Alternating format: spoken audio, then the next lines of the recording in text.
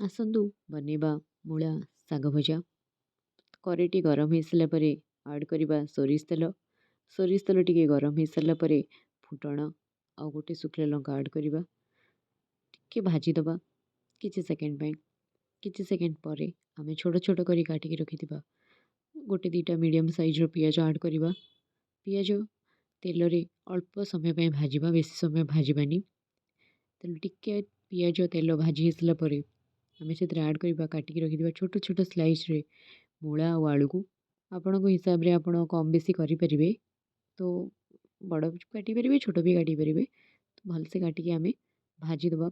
ପିଆଜ, ଆଳୁ, ମୂଳା ତେଲରେ ଭଲସେ ଭାଜିଦେବା ବ୍ରାଉନିଶ୍ କଲର୍ ଆସିବା ପାଇଁ। ବ୍ରାଉନ୍ କଲର୍ ହେବା ଯାଏଁ ଆମେ ତାକୁ ଭାଜିବା ତେଲରେ। ଭଲସେ ଭାଜି ହେଇସାରିଲା ପରେ ଆମେ ସେଥିରେ ଆଡ଼୍ କରିବା ଟମାଟର। ଖଟା ଟମାଟର ଆଡ଼୍ କରିବେ, ଯେହେତୁ ଶାଗ ଭଜାଟା ଭଲ ଲାଗିବ, ଅଲଗା ଟେଷ୍ଟ ବି ଟିକେ ଆସିବ। ତ ମୁଁ ଖଟା ବାଲା ଟିକେ ରେଡ଼୍ ବାଲା ଟମାଟର ଆଡ଼୍ କରିଛି। ଆଉ ଟମାଟୋ ପଡ଼ିଲେ ତ ଆପଣ ଜାଣିଛନ୍ତି ଟିକେ ଲୁଣ ପଡ଼ିବ।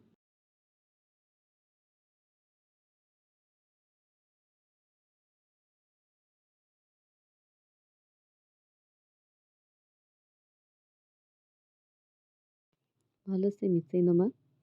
ଟମାଟୋଟା ଆମର ଟିକେ ସଫ୍ଟ ହେଇଯିବ, ସେଥି ପର୍ଯ୍ୟନ୍ତ ଛାଡ଼ିଦେବା। ଦେଖନ୍ତୁ ମୋ ଟମାଟୋ ସଫ୍ଟ ହେଇଯାଇଛି, ତ ମୁଁ ସେଥିରେ ଆଡ଼୍ କରିବି କାଟିକି ରଖିଥିବା ରସୁଣ।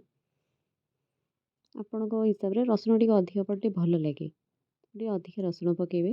ଟିକେ ଧନିଆ ଗୁଣ୍ଡ ପକାଇବେ ଆଉ ଟିକେ ଗରମ ମସଲା ପକାଇବେ। ଟିକେ ହଳଦୀ ପକାଇବାକୁ ମନେ ନଥିଲେ ମୁଁ ପଛରେ ହଳଦୀ ଆଡ଼୍ କରିଛି। ଆପଣ ଏଥିରେ ତେଲରେ ଆପଣ ହଳଦୀ ଆଡ଼୍ କରି ଭଲସେ ଗୋଳେଇ ନେବେ।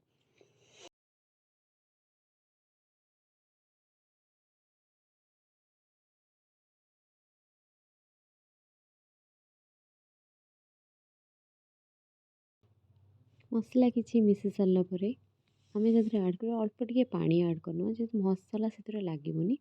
ସେଥିପାଇଁ ଆମେ ଟିକେ ପାଣି ଦେଇକି ଘୋରେଇକି ଛାଡ଼ିଦେବା।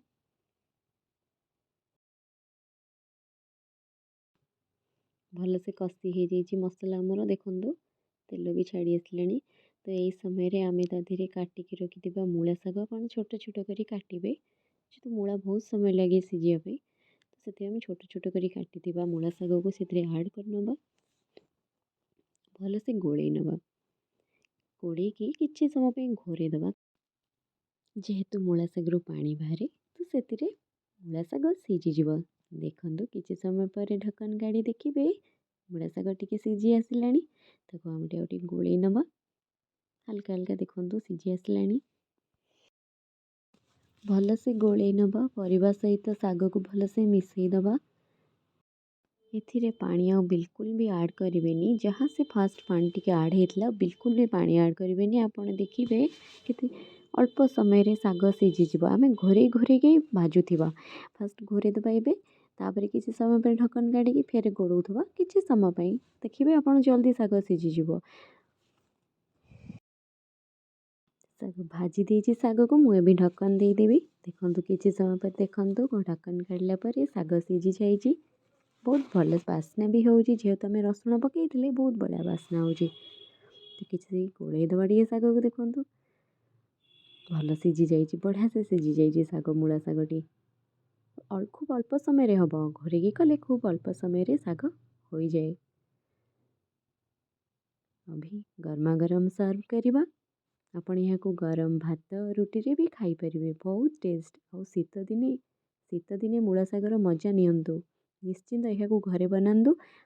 ମୋ ରେସିପିଟା ଆପଣଙ୍କୁ କେମିତି ଲାଗିଲା କମେଣ୍ଟରେ ନିଶ୍ଚିନ୍ତ ଜଣାଇବେ। ଧନ୍ୟବାଦ।